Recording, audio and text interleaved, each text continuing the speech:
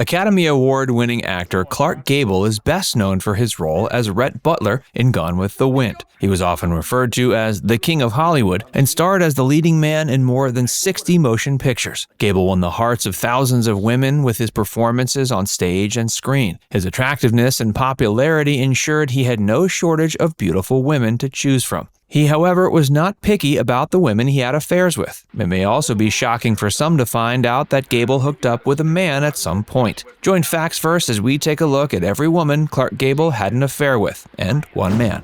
Franz Dorfler. Gable met Dorfler while he was trying to get into theater in Oregon. Franz was a young, pretty, dark-haired actress, and a romantic affair developed. The couple soon became engaged in 1922, but decided to set aside their wedding plans until they had a more stable source of income. In a bid to help Gable's career, Franz encouraged him to try out for a newly formed theater group, the Red Lantern Players. There, Gable met Broadway actress and acting coach Josephine Dillon. Dillon quickly became Clark's new love interest, and he broke off his engagement to Dorfler.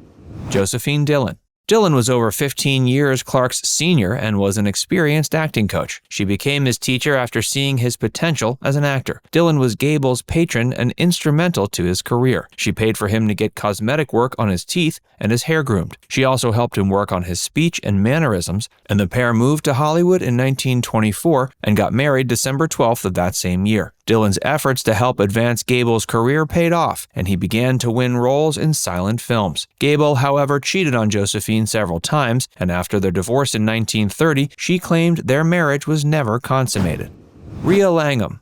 Hollywood was no longer giving Gable the attention he wanted, so he decided to go to New York. There, he met Texas socialite Ria Langham. Gable met Langham while working on Broadway in 1928, and an affair developed even though he was still married to Josephine Dillon. There were allegations Gable began a relationship with Ria because she had more money and connections than his wife. Langham was also older than Gable by about 17 years, and her experience from her previous marriages and socializing proved immensely helpful to Clark's career.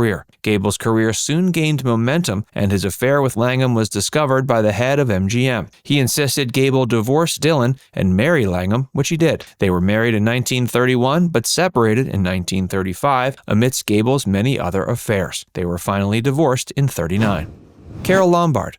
When Gable met Lombard on the set of No Man of Her Own in 1932, there were initially no sparks to speak of. Lombard confirmed this in a memoir written by the film's director, Garson Kanin. Kanin recounts Lombard disclosing to him that despite filming steamy love scenes together, quote, she never got any kind of tremble out of him at all. The two stars were both married at the time, Gable to Ria Langham and Carole to actor William Powell. So it was not surprising it was not love at first sight. But it was a different story 4 years later when the two actors met again at the Mayfair Ball, which Lombard hosted. Carole attended with a date, but a separated yet not yet divorced Clark attended alone. That didn't stop Gable though, as there were reports he invited Lombard back to his hotel room that night. After Gable's divorce was finalized in 1938, he made his relationship with Carole public. The two were inseparable, and a year later, they eloped in Arizona while Gable was on a break from filming Gone with the Wind. Lombard is considered by many to have been the love of Gable's life because she reportedly brought out his playful side. The couple was so close that from the night of the Mayfair Ball until the tragic end of their marriage, they never spent more than 6 days apart. They went on fishing and hunting trips and generally enjoyed each other's company.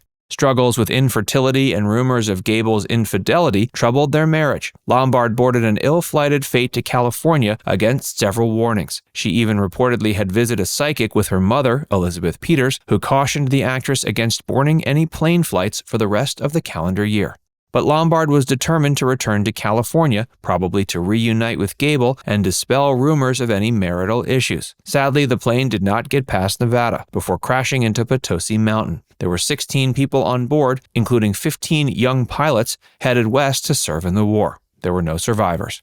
Gable was grief-stricken, but managed to ascend 7,800 feet up the mountain on a horse in a bid to locate the ruins of the flight. With the help of guides and officials, Lombard's body was found under one of the aircraft's wings. Gable became a widower and couldn't bear to go back to an empty home. He turned to drinking, smoking, and reckless motorcycle driving to cope with his grief. He finally enlisted in the U.S. Army Air Forces in August of 1942 and told his friends he didn't care if he died in battle. Gable's bond with Lombard was so strong, he requested to be buried beside her upon his death. When he died in 1960 due to heart complications, his wish was granted. Hey, if you're enjoying this video so far, be sure to give it a like and subscribe to Facts First if you haven't already, and stick around for more of Clark Gable's loves. Grace Kelly. Before Grace Kelly became Princess of Monaco, she was one of the most iconic actresses of Hollywood's golden age. Kelly and Gable were co-stars in the 1953 film Mogambo. Gable reportedly hooked up with many of his co-stars, so it was not surprising when rumors began about an affair with Kelly. There were reports that pair got pretty intimate on set in Africa during the filming. According to gossip, Gable and Kelly became an item but broke up due to Gable's unwillingness to marry. Adela Rogers St. John. There were numerous allegations of Gable fathering children with several women, but the fixers of 1930s Hollywood kept those stories quiet. Rogers St. John was a writer that Gable allegedly impregnated within a month of signing his contract with MGM. Adela was sent on a quote-unquote extended vacation to have the baby, and that was the end of the affair. Marion Davies. Gable and Marion Davies starred in 2 films together, Polly of the Circus and Cain and Mabel. Davies, who was rumored to be the mistress of newspaper publisher William Hearst, began an affair with Gable. According to Hollywood sources, Hearst and MGM knew about the affair and offered Gable a pay raise to end it. His pay was increased from $650 a week to $2,000 a week, and he quickly stopped his dalliance with Marion. Joan Crawford. During Gable's career, he was paired with many leading actresses, including Joan Crawford. Even though they were both married, they began an affair. This was soon discovered by MGM, who threatened to end both their contracts if they didn't end it. The pair decided to keep things under the radar, but reportedly never stopped seeing each other. Sometime in 1931, Crawford became pregnant with Clark's baby. She believed the child to be Gable's because she was estranged from her husband, Douglas Fairbanks Jr., at the time. An abortion was arranged, and Crawford claimed she lost Doug's baby on a boat deck while filming a movie. Loretta Young. In 1935, Oscar-winning actress Loretta Young became pregnant with Gable's child, but an elaborate plan was devised to cover it up as it could potentially have ended both their careers. Young went on vacation with her mother to secretly have the baby. There are reports of Gable receiving a telegram announcing the baby's arrival. When Young returned, she announced she had adopted a little girl who she named Judy Lewis, taking the last name of her second husband. Judy had no idea Gable was her biological father when he visited her once as a teenager. Gable himself never acknowledged her as his child. However, most people in Hollywood knew Gable was Judy's father, and it wasn't long before she found out from friends at school. Judy confronted her mother, who threw up immediately and told her the truth. Pauline Frederick. At the start of his career, Gable was involved in an affair with actress Pauline Frederick, who was 20 years his senior. Their romance began in 1926 and lasted 2 years. She helped his career on Broadway by giving him the plays Madam X and Lucky Sam McCarver. She also bought him new suits, a car, and paid for Gable to get further dental treatment. Elizabeth Allan. Allan was an English actress who met Gable on the set of Men in White. They became friends and spent a lot of time together. Their close friendship prompted Gable to persuade MGM to make her contract long-term. Soon enough, the friendship turned into a romantic affair. This happened even though they were married to other people. Eventually, Gable lost interest in Elizabeth after he started dating Carole Lombard. Lady Sylvia Ashley. Gable's 4th marriage in 1949 was his shortest. He met Lady Sylvia Ashley at a party and spent most of his evening with her, ignoring his date. Ashley, who was formerly married to Douglas Fairbanks Sr., enjoyed an extravagant lifestyle that Gable was uncomfortable with. The marriage lasted 2.5 years. Kay Williams.